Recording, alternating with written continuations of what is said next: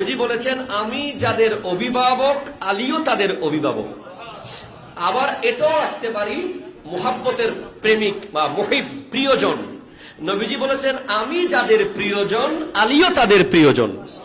তার মানে আলীর সাথে দুশ্মনী মানে আমি নবীর সাথে দুশ্মনী। কথা বলেন না, ঠিক কিনা? এটা স্পষ্ট হাদিস।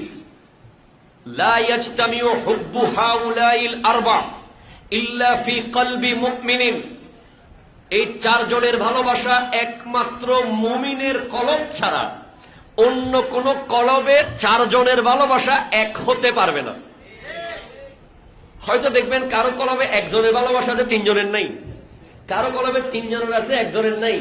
কারো কলবে দুইজনের আছে আর দুইজনের নাই। যারা অতি গবেষক, অতি জ্ঞানী, যাদের জ্ঞান, যাদের রিসার্চ তাদেরকে শয়তান বানিয়েছে। ঠিক কিনা কথা বল? আপনাকে বুঝতে হবে আকাবে